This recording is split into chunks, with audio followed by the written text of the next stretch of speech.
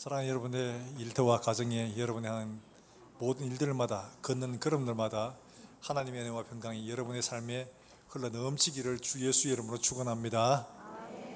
예. 인생에서 복 받기를 바라는 사람은 100%죠. 그래서 해마다 연초가 되면 송구 영신 예배를 드리고 인사하죠. 전부 다 뭐라고 인사합니까? 새해 복 많이 받으라고 얘기를 합니다. 그 새해 복 많이 받으라고 하는데 그 복이 말하는 게 뭘까요? 우리가 흔히 생각하는 것처럼 다들 물질의 복, 또 건강의 복, 자녀의 복, 사업의 복, 그 다음에 또 친다면 건강의 복, 그리고 마지막 죽는 복. 죽는 복. 오늘 이 5가지를 다 세상에서는 그냥 오복이라고 이야기를 합니다. 그런데 그런 복들이 모든 사람에게 다 주어지냐? 그렇진 않죠. 그리고 이게 한 가지가 주어진다고 해서 나머지 것들이 없어도 되냐? 그렇진 않습니다. 이게 모두가 다 같이 있어야 되는데 이게 다 같이 있질 못하고 이거 얻은 사람 있고 이거 얻은 사람 있고 또 이거 얻은 사람 있고 저거 못 얻은 사람 있고 다 틀리죠. 그러다 보니까 우리는 끊임없이 우리에게 필요하다고 내게 부족하다고 생각하는 복들을 구하고 찾고 그거를 주시기를 또 이렇게 바라고 그렇게 살고 있는 게 우리 인생이죠. 세용지마라는 고사 여러분 잘 알죠? 변방 늙은이의 말.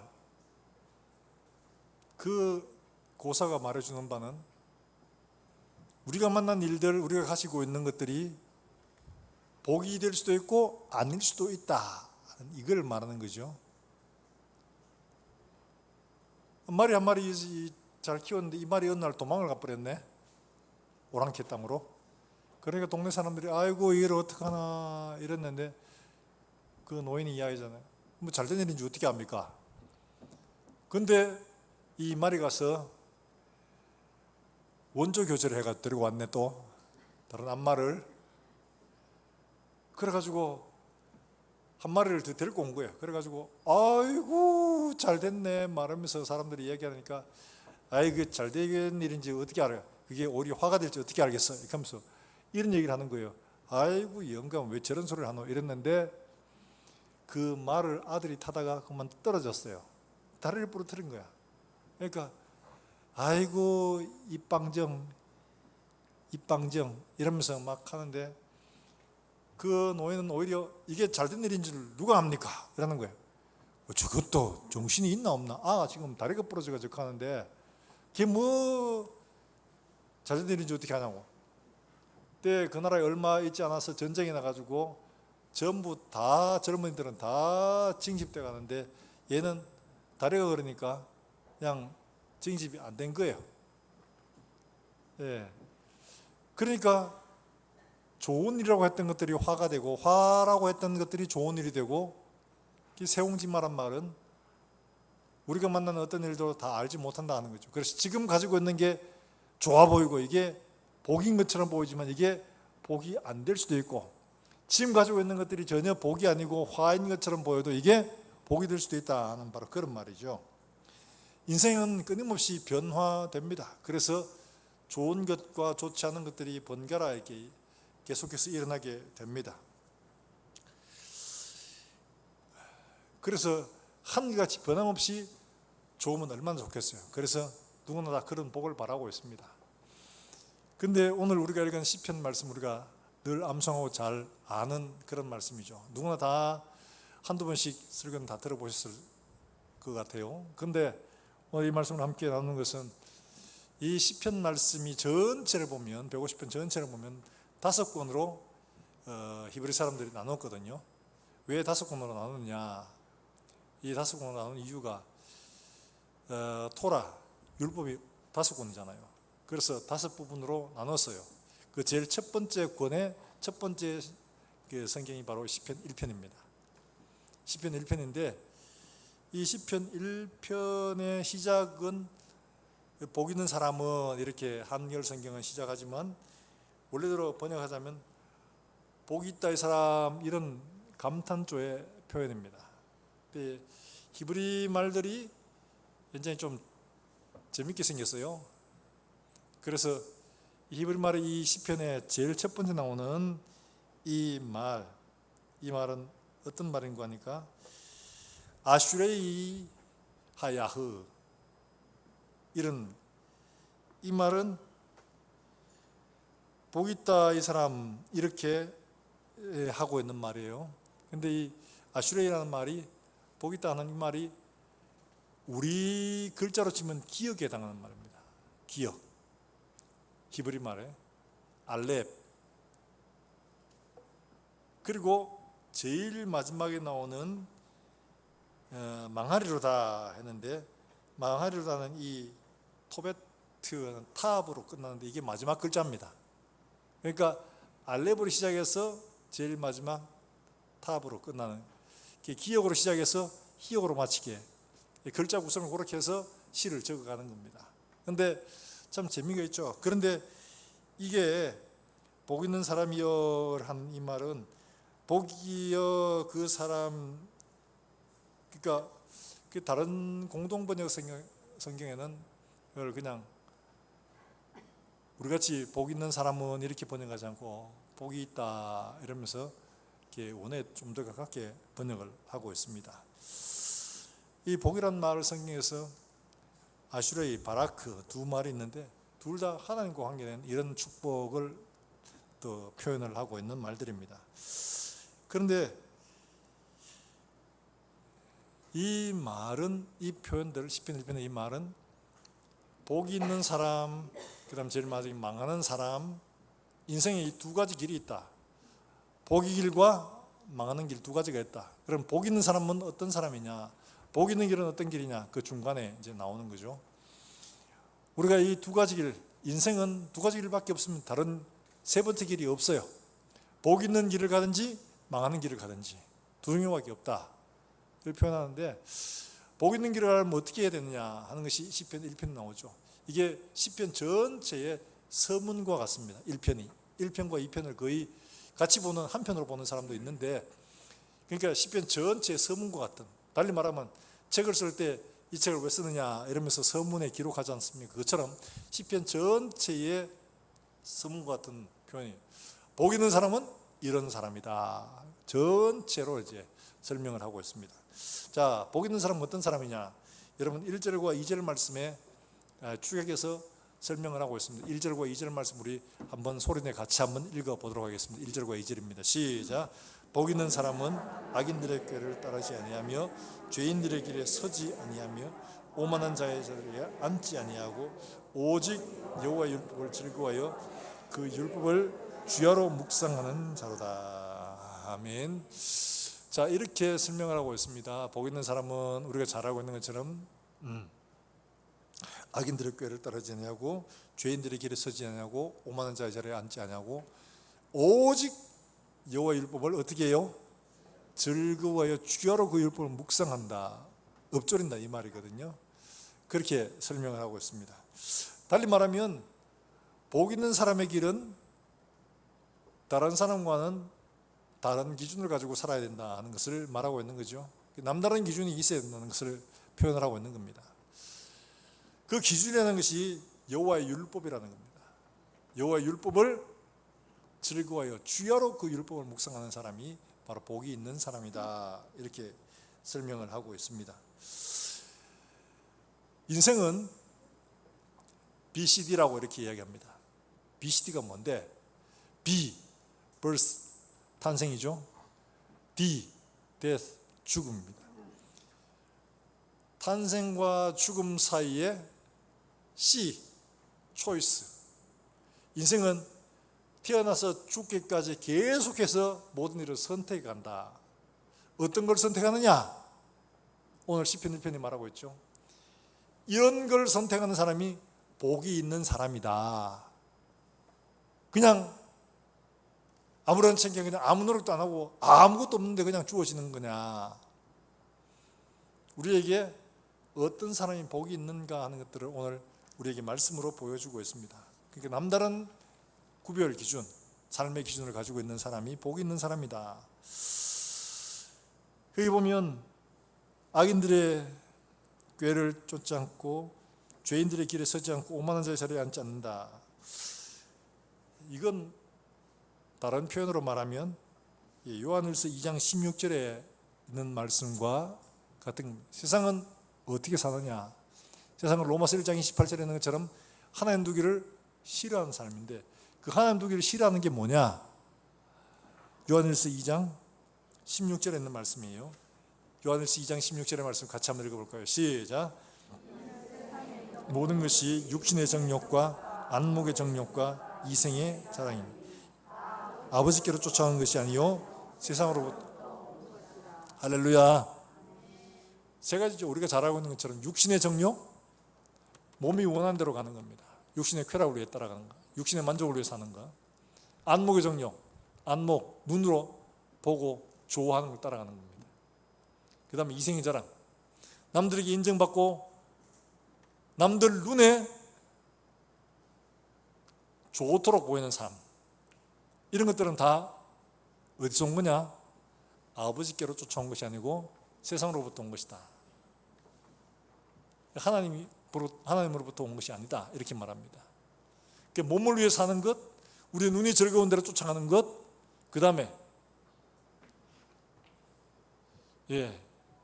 사람들에게 인정받고 칭찬받는 사람을 쫓아가는 것, 이거 하나님으로부터 온 게 아니다. 이렇게 분명히 못을 받고 있습니다. 악인들의 꾀, 죄인들의 길, 오만한 자의 자리에 앉는 것, 이게 모두가 다 하나님으로부터 온 것이 아닌 세상으로부터 온 삶이라는 거죠.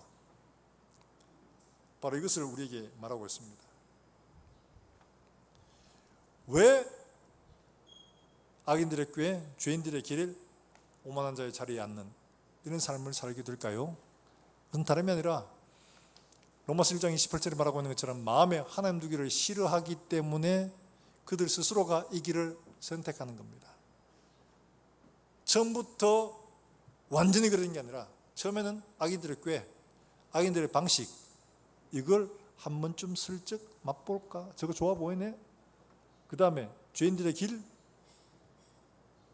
그게 습관이 되는 겁니다. 계속 쫓아가서 오만 자의 자리라는 아예 그냥 인격이 되어버리는 거예요. 달리 말하면 한 번, 두 번 시도했다가 이게 계속 습관되고 나중에 인격화되는 것을 가르치는 거죠. 술도 처음에 한 잔 먹어볼까? 나중에는 한 병, 나중에 한 말, 나중에는 술에 잡혀 사는 사람이 되는 거죠.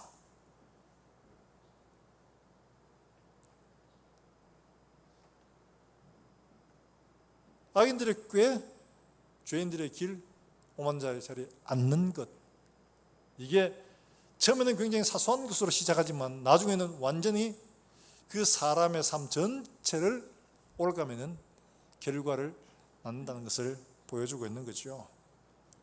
사랑하는 여러분들, 우리가 기억해야 할 것은 이처럼 우리가 하나님을 마음에 두기 싫어하는 삶이 아니라 하나님을 즐거워하는 삶을 살아야 되는데, 이게 이 세상에 속하여 살다 보면 자꾸 사람들에게 인정받고 싶고 내가 원하는 걸 하고 싶고, 이게 마음속에 끊임없이 올라와 여기 자꾸 지배를 받다 보면 나중에 결국 그렇게 될 수밖에 없다는 것을 보여주게 되는 거죠. 사랑하는 여러분들, 이런 데서 이런 삶을 사는 사람들이 다 로마서 1장에 말하고 있는 다 그래. 그런데 거기에서 아니야, 난 그거 안에 그렇게 안 살래. 왜? 그렇게 살아봐도 뭐 별로 재미없던데 그 순간이던데 난 그거 안 할래. 난 하나님이 말씀하신 것대로 살래. 이러면서 남다른 기준을 가지고 사는 것이 바로 복이 있는 사람이다 라고 말을 하는 겁니다. 복이 있는 사람은 바로 그런 겁니다. 에베소서 1장에서도 말하고 있죠. 하나님 택하셨는데 그 사람이 하나님의 법을 따라가서 하나님이 선택한 길을 가는 것은 왜냐? 남다른 걸 봤기 때문에 그런 거예요. 에베소서 2장 9절에 있는 것처럼 하나님 우리에게 주시려고 하는 것이 뭐냐? 눈으로 보지 못하고 귀로 듣지도 못하고 사람의 마음에 생각지도 못한 것이라고 말하고 있습니다. 달리 말하면 하나님이 주시려고 하는 것들의 가치를 발견하기 때문에 그것을 즐거워하며 그 가운데 거할 수가 있게 되는 겁니다. 이걸 모르면 세상이 주는 즐거움, 남들에게 인정받는 것들, 내 몸이 원하는 것들을 따라갈 수밖에 없는 겁니다. 사랑하는 여러분들, 우리가 기억해야 하는 것은 하나님의 법을 즐거워하여 귀하로 그 말씀을 묵상한다. 즐거워하지 않으면 따라갈 수가 없습니다. 귀하로 묵상할 수가 없습니다. 성경만 보면 바로 묵상해 듣는 게 아니고 바로 어떻게 돼요? 딱 붙여가지고 딱 베개처럼 쓸 수 있는, 지금은 여러분 성경이 전부 다 아주 얇아서 그렇지만 옛날 성경은 저희가 중고등학교 다닐 때만 해도 성경이 좀 두꺼워가 목침같이 딱 베고 자기 딱 좋았거든요. 그러니까 그냥 뭐 성경 읽으면 재미도 없고 이러니까 그 베고 한숨 자고, 성경 읽는 척 하다가 엎어져가 그냥 자고 침 가득히 고여가 성경 더 두껍게 만들고, 이런 거 다 해봤잖아요. 하나님 말씀을 즐기는 삶, 즐거워하는 삶을 살려면 어떻게 해야 되냐? 여러분, 우리에게 분명히 이렇게 말하고 있습니다. 성경은 시편 34편 8절의 말씀에 이 말씀하고 있어요. 한번 읽어볼까요? 같이 읽습니다. 시작. 너희는 여호와의 선하심을 맛보아 알지어다. 그에게 피하는 자는 복이 있도다. 여호와의 선하심을 어떻게 하라고? 맛보아. 하나님의 선하심이라는 게 그냥 뭐 이래 뜯어가지고 맛볼 수 있는 건가요? 달리 말하면 하나님의 선하심은 그 말씀을 살아내 보는 순종함으로 선하심을 알 수가 있는 겁니다. 그러니까 순종하지 않으면 절대로 선하심을 알 수가 없는 겁니다. 그 말씀을 순종하여 살아내 봄으로 말미암아 선하심을 알 수가 있는 거고, 그 선하심을 맛보면 하나님의 말씀을 주야로 묵상하며 즐거워할 수 있는 삶을 살아낼 수가 있다. 순종하지 않는 사람이 하나님 말씀 맛을 알 수가 없고, 맛을 알 수가 없으면 즐거이 따라갈 수가 없다는 것을 말씀을 하고 있는 거죠. 우리의 삶에서 이것을 아는 것들은 굉장히 중요합니다. 가치를 바라하는 것들은, 하나님을 알고 하나님의 말씀의 가치를 아는 것들은 굉장히 중요합니다. 여러분, 혹시 우리 젊은 분들은 대충 알고 계시지만 박경철 씨라고 여러분 아실 겁니다. 이 사람은 의사였습니다. 시골 의사 박경철이라고. 지금은 투자 전문가입니다. 왜 그렇게 됐느냐? 그 이유가 있습니다. 이 사람이 대전에서 이제 병원에서 의사 생활을 하고 있었어요. 그런데 친구들한테 전화가 온 겁니다. 야, 그 시골에 집 밖에 있지 말고 유명한 사람이 있는데 이 사람이 강연을 한다. 자기 친구들은 무슨 서울 쪽에 경제연구소 이런 데 있었거든요. 그래서 유명 강사고 이 사람이 아주 공부도 많이 했고 하니까 강의를 한번 들으면 니한테 굉장히 유익할 거다. 추천을 합니다. 그리고 꼭 올라와라. 시간을 내서 꼭 한번 와라. 그래 이제 그 친구들이 이야기하니까 뭐 한번 들어볼 만 하겠는데, 혼자 가려고 하니까 좀 거시기하고 이래가지고, 그래서 친구 하나를 꼬셨습니다. 꼬신 친구가 누구냐 하니까 꼬신 친구가 백수입니다. 백수. 얘는 돈만 대주면 일단 올라올 수 있는 애니까, 갈 수 있는 애니까, 나머지 다른 사람은 뭐 시간 안 되고 뭐 이럴 수 있잖아요. 그러니까 얘는 돈은 내가 대주면 되니까, 그래 그 친구를 꼬셨어요. 그러니까 얘는 어디 사느냐? 대구 살아요. 또 대구 사는데 사는 동네가 어디였냐? 저기 대구은행 본점 쪽에 살았는가 봐요. 그래서 내가 기차표하고 다 줄 테니까 올라와라. 내가 같이 가서 한번 들어보자. 친구들이 얘기한다. 그러니까 근데 이 친구가 또 좀 배운 친구예요. 유학까지 갔다 온 친구인데 백수였어요.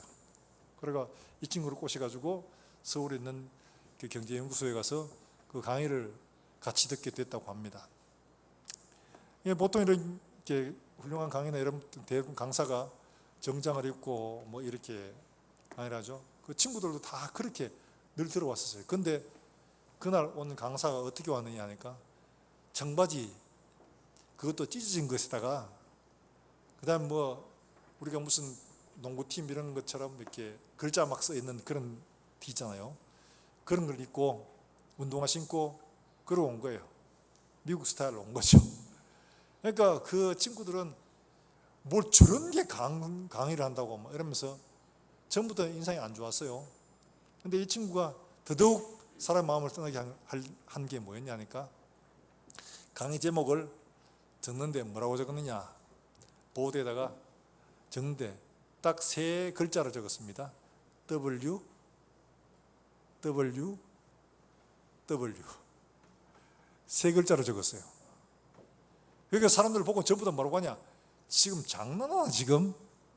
경제연구소에 있었으니까 당연히 훌륭한 강사들 이야기를 많이 들었을 테고 한데 어디 뭐 찢어진 청바지 입고 올라와 티 입고 올라와가지고 말이야 W, W, W 3자 적어놓고 하는 말이 뭐냐, 앞으로 세상은 전부 다 이 3개 속에 다 들어온다고. 그 3글자 속에.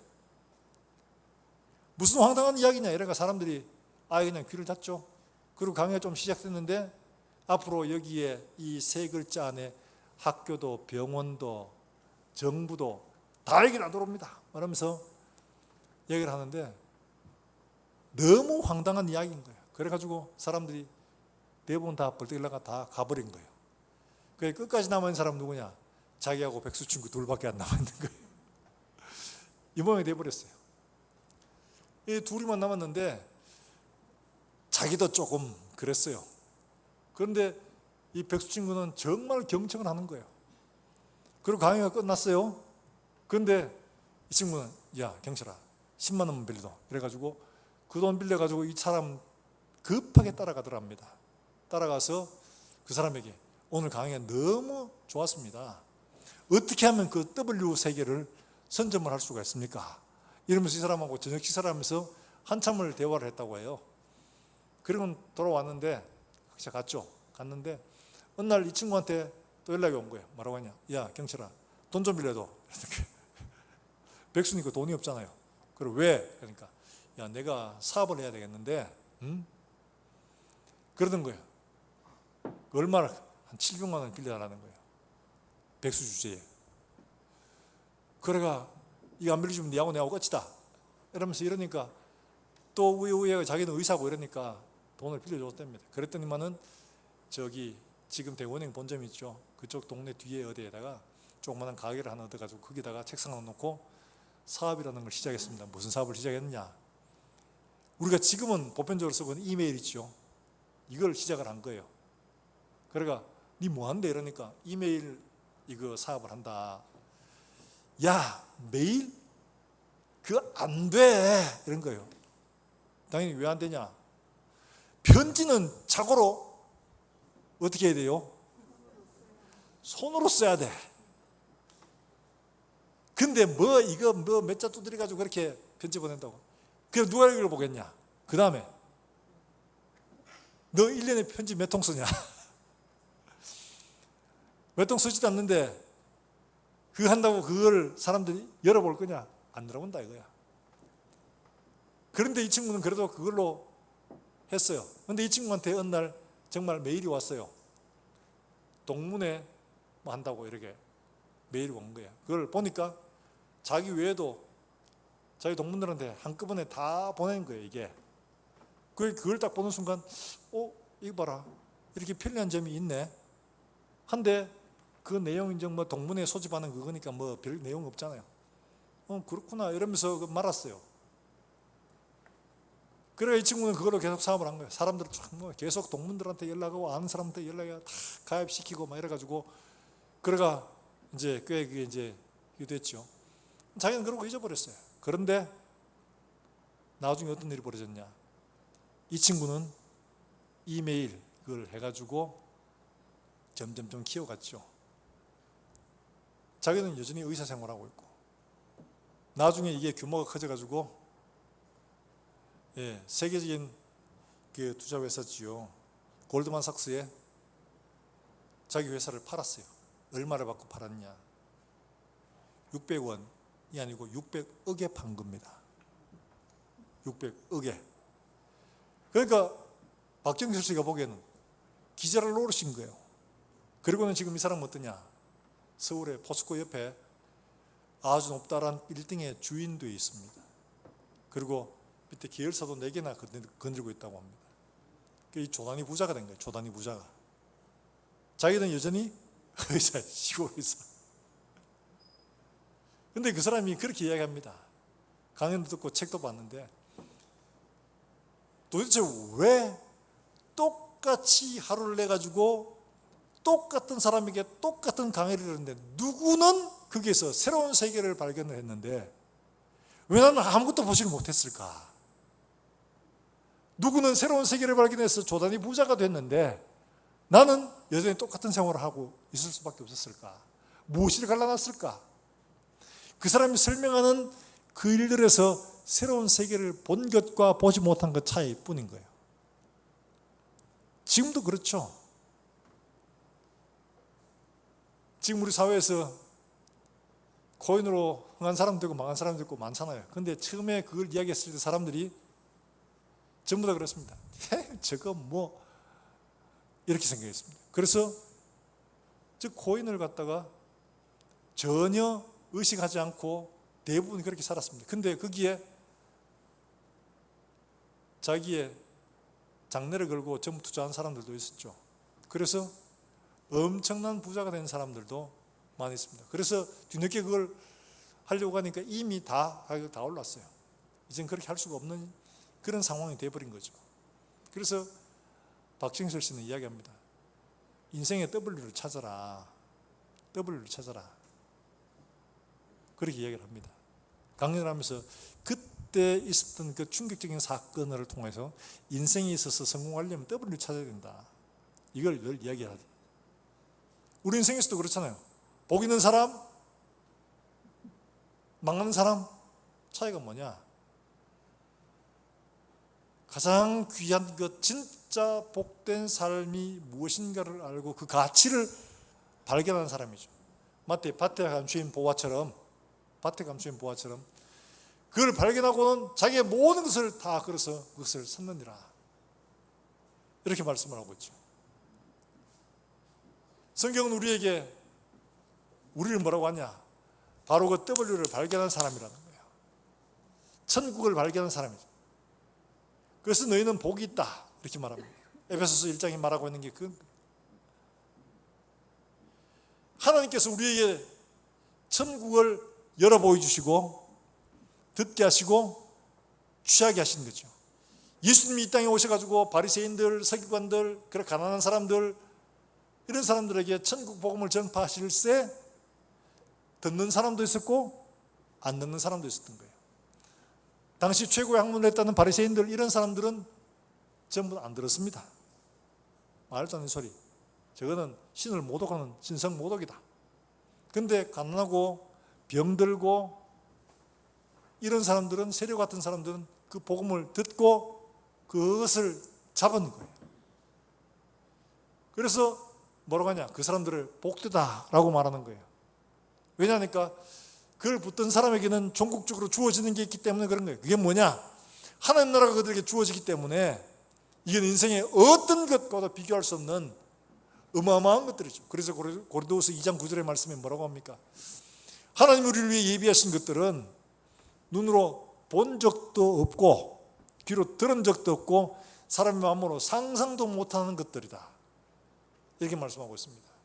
사랑하는 여러분들, 우리에게 하나님 주시려고 하는 것들은 눈으로 본 적도 없고 귀로 들은 적도 없고 마음으로 생각지도 못한 놀라운 것인 줄로 믿으시길 주의 이름으로 축원합니다.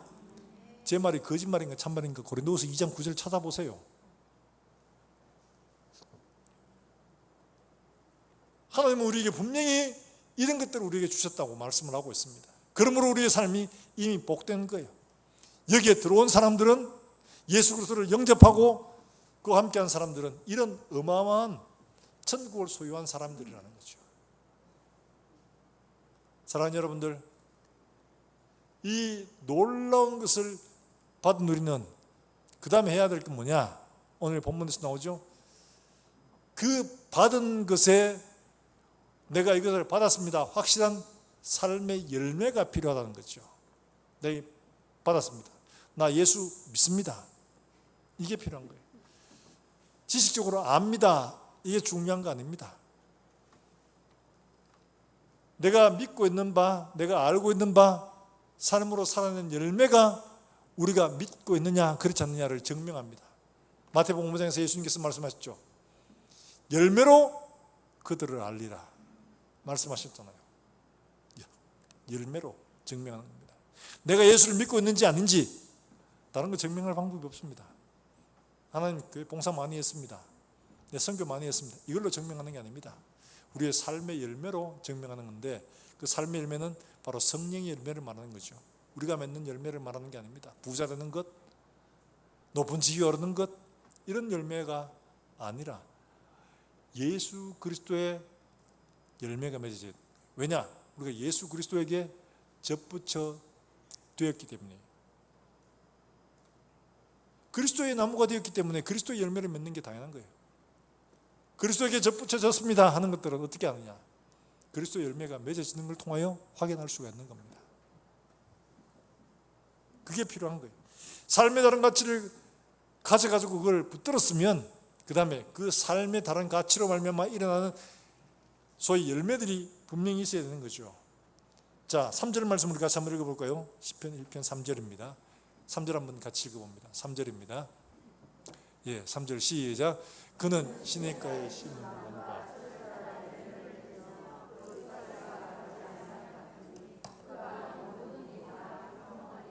할렐루야. 우리는 저기에서 우리가 좋아하는 말은 제일 끝에 있죠. 그 하는 일이 다 형통하리로다. 이것만 좋아합니다. 제 앞에 있는 철을 따라 열매를 맺으며 잎사귀가 마르지 아니함 같으니 이게 형통한 삶이라고 오해합니다. 그러니까 내가 원하는 거, 내가 하고 싶은 거 다 이루어지는 이게 형통한 삶이라고 착각합니다. 부자 되고 건강하고 내 기도하는 거 다 해결되고 이게 형통한 삶이라고 착각합니다. 그러나 성경은 우리에게 그렇게 말씀하지 않습니다. 그렇게 할 것 같으면 예수님 이 땅에 오실 필요도 없습니다. 하늘에서 그냥 그렇게 하시면 돼요. 그냥 이 땅에 오셔가지고 인간 되시고 우리와 함께 거하시고 죽으시고 부활하신 이유가 어디 있느냐? 하나님 나라의 형통한 삶, 바로 이걸 위해서 우리 가운데 함께 거하시기 위해서 그렇게 오셨다는 거죠. 이걸 바로 알아야 됩니다. 자, 시냇가에 심은 나무가 시절을 쫓아 과실을 맺으며 이 시냇가는 어떤 거냐? 우리가 생각하는 이 금호강 이런 시냇가가 아닙니다. 이 중동 지역은 비가 잘 안 오기 때문에 비가 오면 소위 말해서 그때 임시로 하도 비가 오기 때문에 수로가 만들어집니다. 물길이 와디라고 하는 이런 것들이 생기게 되는데 그런 시냇가가 아닙니다. 이 시냇가라는 이 말, 팔라그라는 이 말은 그런 뜻이 아니라 인공적으로 만든 수로를 의미합니다. 수로가 뭐냐? 물을 저쪽에서 이쪽으로 보내기 위해서 물길을 만들어주는 거죠.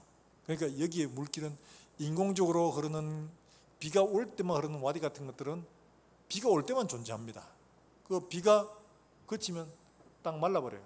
그게 심겨져 있으면 비 올 때는 살아 있는 것처럼 보이지만 비가 그치고 건기가 오면 다 죽습니다. 그걸 말하는 게 아니에요. 이 수로, 물을 공급해 주는 바로 이 수로에 심겨진 나무같이 그 잎사귀가 푸르고 철을 따라 열매를 맺는다. 이렇게 말씀을 하고 있습니다. 열매를 맺는 것, 문자적으로는 그의 때를 따라서 그의 때로 열매를 거두게 된다. 그리고 마지막 때 하나님께서 그 열매를 판단하시게 될 겁니다. 성경은 우리에게 어떤 열매를 원하냐? 요한 3서 2절 말씀에 우리가 흔히 잘 암송하는 말씀이 있죠. 요한 3서 2절에 뭐라고 합니까? 요한은 가이오 편지하는데 뭐라고 말하냐? 요한 3서 2절에 이렇게 말합니다. 사랑하는 자여, 우리 다 암송해 볼 거예요. 다 알고 있는 말씀이에요. 모른 척하지 말고 같이 해봐요. 사랑하는 자여, 내 영혼이 내가 범사에 잘되고 강건하기를 내가 간구하노라. 순복음에서는 삼중복음이라고 하죠. 영혼이 잘되고 범사가 잘되고 강건하는 거 말하는데, 하나님은 요한을 통해서 우리에게 분명히 말씀합니다. 내 뭐가 잘되고? 영혼이 잘됨 같이, 영혼이 잘됨 같이 범사가 잘되고 강건해지기를 내가 간구한다, 이렇게 말합니다. 영혼이 잘되는 게 가장 문제라는 거죠. 영혼이 잘 돼야 된다. 세상 거 다 가져도 우리 영혼이 하나님을 떠나면 아무런 소용이 없다는 거죠. 우리 영혼이 하나님을 떠나버리면 우리는 말라 죽게 됩니다. 그러나 우리가 시냇가에 심겨진, 바로 수로에 심겨진 그런 나무가 될 때 우리는 열매를 맺을 수가 있는 거죠. 내가 예수 믿는 것, 바로 그런 수로에 심겨진 삶이라는 겁니다. 이 물은 생명수죠. 예수 그리스도의 보좌로부터 흘러나와서 온 땅을 두루적시고 모든 사람에게 생명과 호흡을 주시는 그 하나님의 능력이,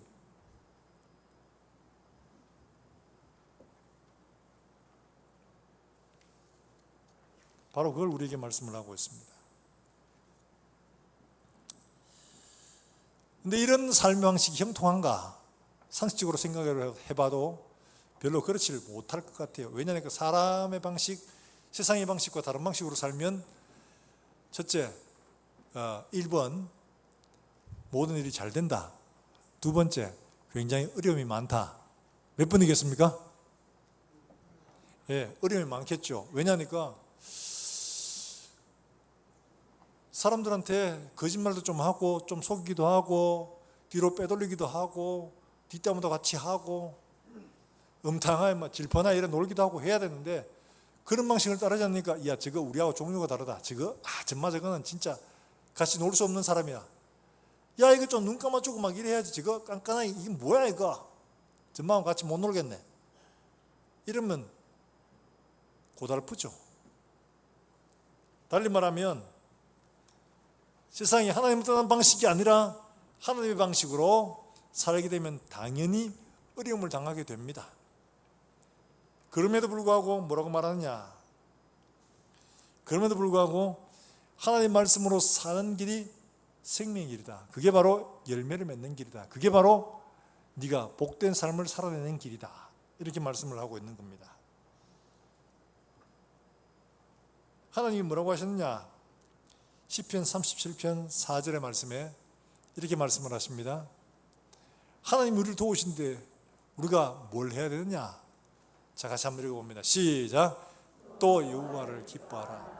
그가 내 마음의 소원을 내게 이루어 주시리라. 할렐루야. 여호와를 어떻게 하라고요? 기뻐하는 것. 여호와를 기뻐하는 것. 여러분, 애들 키워보면 그렇잖아요. 엄마가 뭐 작은 것 하나라도 애를 위해서 뭐 주고 하면, 아, 엄마 너무 좋아, 뭐 이러면서 하는 애가 좋아요. 엄마 하나 주면 뭐 이런 걸 주나? 이거밖에 없어? 이런 애가 좋아요. 네, 그렇죠. 작은 걸 줘도 그게 막 기뻐하고, 우리 엄마가 제일 이뻐 이런 엄마들 어때요? 잘 모르겠어요. 그런 말 들어본 적이 없어요. 우리 엄마가 제일 이뻐, 내가 알고 있는 엄마들 중에. 이러면 엄마가 입이 귀에 걸리죠. 그날은 맛있는 거 나옵니다. 그렇죠? 그러면 엄마도 아를 향해서, 아이고 우리 똘똘이가 제일 이뻐, 아이고 똑똑해 예뻐, 이러면서 같이 그게 되죠. 하나님 마치 그와 같은 상황을 지금 묘사하고 있는 겁니다. 여호와를 기뻐하라. 그가 내 마음의 소원을 이루어 주시리라. 하나님을 기뻐하는 것은 하나님을 감사하고 하나님을 인정하는 것을 말합니다.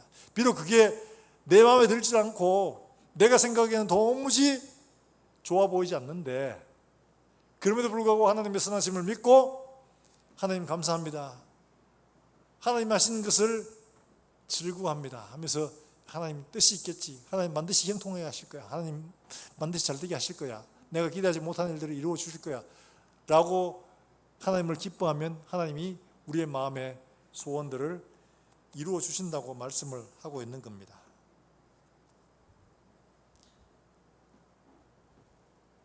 이게 영적인 원리죠. A.A. 하디라는 사람, 잘 먹고 잘 살 때는 하나님 별로 관심이 없었습니다. 내 힘으로 다 되니까. 이 사람이 사업이 쫄딱 망해가지고 더 이상 일어설 수 없는 그런 상황이 됐을 때 너무 서글퍼서 교회 찾아가서 혼자서 기도하며 울었습니다. 하나님 이게 뭡니까? 왜 내게 이런 일들을, 이러면서 하고 있으니까 목사님이 제가 하는 말이 이보게, 하나님께 감사해 보게. 감사를 끼어야 하죠. 내 지금 상황이 이런데 하나님은 감사하는 자에게 감사를 주신다네. 하나님을 기뻐하라 하시지 않던가. 그러니까 이 사람이 하나님 앞에 감사할 거를 찾았습니다. 감사할 게 참 없었어요.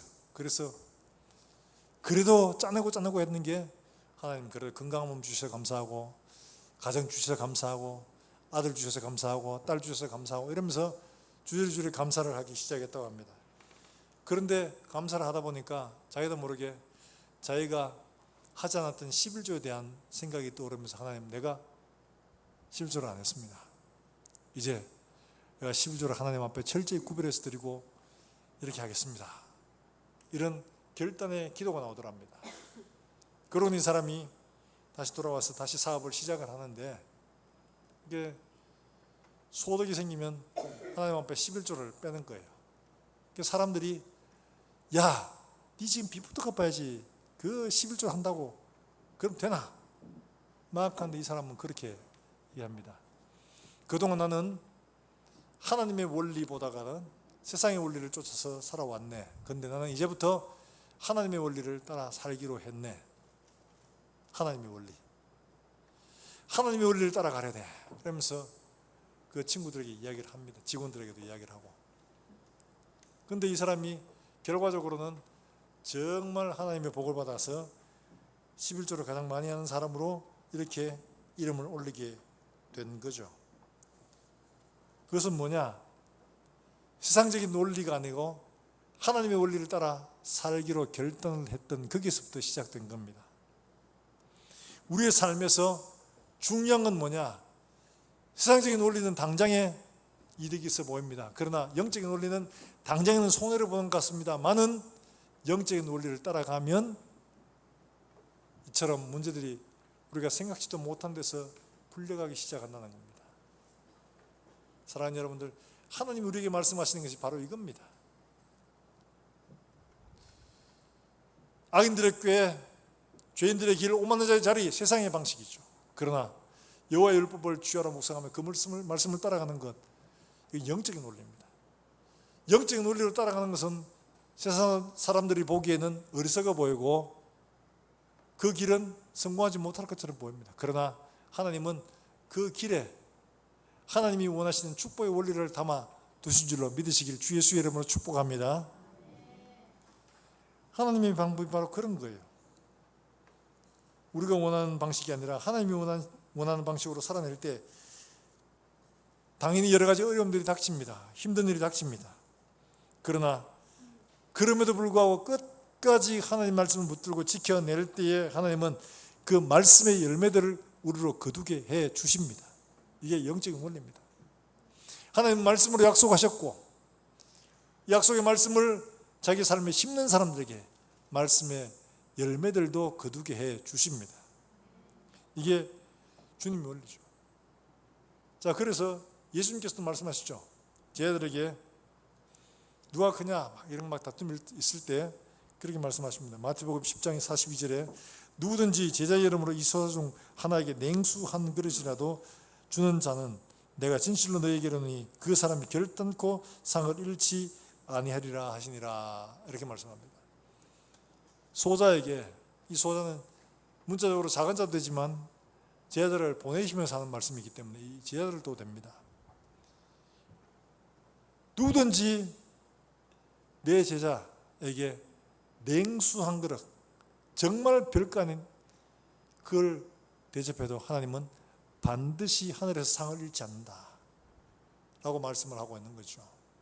사랑하는 여러분, 영적인 우리를 따라 영적인 삶을 심으면 영적인 열매를 거두고 하나님이 약속하신 말씀의 열매를 거두게 된 줄을 여러분 믿으시기를 주의 이름으로 축원합니다.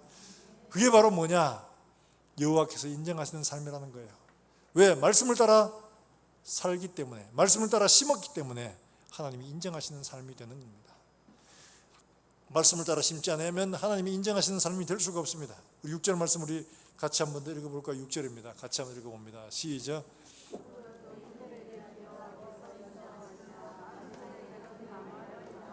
예. 의인의 길은 누가 인정해요? 세상 사람들이 인정하는 게 아니고 여호와께서 인정하신다고 말하고 있는 겁니다. 우리는 누구한테 인정받고 싶어요? 아니, 여호와께 인정받고 싶은 건 둘째고 우선 사람들에게 인정받고 싶어요. 박수 받고 싶고. 그래서 사람들의 원하는 방식으로 가고 사람들이 원하는 것들을 선택을 하죠. 그러나 대저 의인들에게는 여호와께서 인정하시나, 말씀을 심고 말씀을 따라 순종하는 삶을 사는 사람들은 여호와께서 인정하시는 사람, 그러면 하나님께서 말씀의 열매를 거두게 하셔서 여호와께서 인정받는 것을 확실하게 보여주시는 거죠. 악인들의 길은 성공한 것처럼 보였는데, 잘한 것처럼 보였는데 결과적으로 뭐예요? 망하는 거다. 이렇게 분명히 말씀을 해주고 있습니다. 사랑하는 여러분, 우리가 어떤 삶을 살아야 하느냐? 복된 삶은 지금 드러나는 게 아닙니다. 우리는 이미 복을 받은 사람인데 이 복을 받았다는 것이 우리의 삶으로 마지막 그날에 판단될 것이기 때문에 그렇습니다. 하나님 앞에 인정받는 삶, 이걸 기억해야 됩니다. 여호와께서 인정하시나, 우리의 삶은 결론적으로 장례식장에서 판단받는 거 아닙니다. 우리의 삶은 하나님 앞에서 판단을 받게 됩니다. 이게 두려운 거죠. 그때는 돌이킬 수도 없고 바꿀 수도 없고 다시 한 번 더 기회도 없습니다. 끝납니다. 영원한 심판과 영원한 상급이 결정돼 버리는 결정적 순간 되는 거예요. 이게 두려워요. 이게 문제가 되는 거죠. 우리 삶이 어디에 맞춰야 되느냐? 바로 이거죠. 여호와께서 인정하시는 삶에 맞추어서 살아가는 것들이 중요한 겁니다.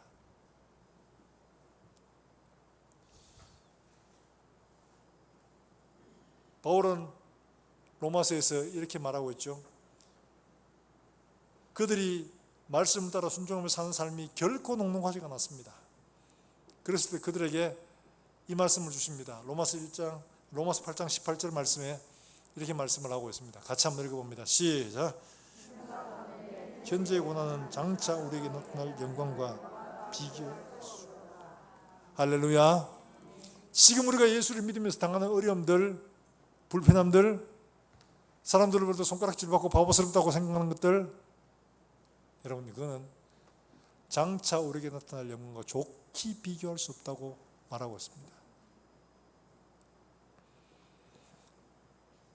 청년 때 읽은 시인데 어느 시인이 그렇게 써놨더라고요. 그 말에 저는 감동을 받았습니다. 하나님, 날마다 조금씩 더 어리석게 해주십시오. 점점 더 어리석게 해주십시오. 그래 마침내 마지막 그날의 어리석음을 면하게 해주십시오. 그래요. 지금 사람들 보기에는 어리석어 보이는 삶을 사는 겁니다. 말씀대로 순종하면 더 어리석어 보입니다. 주를 따라가면 더 어리석어 보입니다. 그런데 그런 어리석은 삶이 마지막 최후의 어리석은 삶을 면하게 하는 겁니다. 그걸 뒤집어 놓는 겁니다. 이 땅에서 지혜로운 삶 보다가 하나님 앞에서 지혜로운 삶, 이 땅에서는 바보스럽고 어리석어 보이는 사람이지만 그러나 하나님 앞에 영광된 그 삶을 바라보고 믿음으로 주의 길대로 따라가는 복된 성도들의 삶을 살 수 있기를 주 예수의 이름으로 축원합니다. 축원합니다. 이 시간 우리가 함께 찬송하고 기도하겠습니다. 우리 서로에게 축복하면서 너는 시냇가에 심은 나무라, 서로를 바라보시면서 너는 시냇가에 심은 나무라, 하나님의 사랑 안에 믿음 뿌리 내리고 주의 뜻대로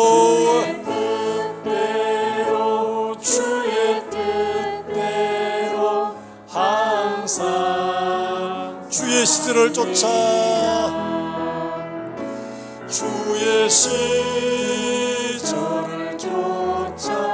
구원 열매 맺으며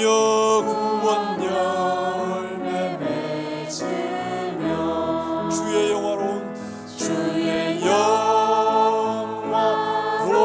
빛 너를 보호하리니 주의 뜻대로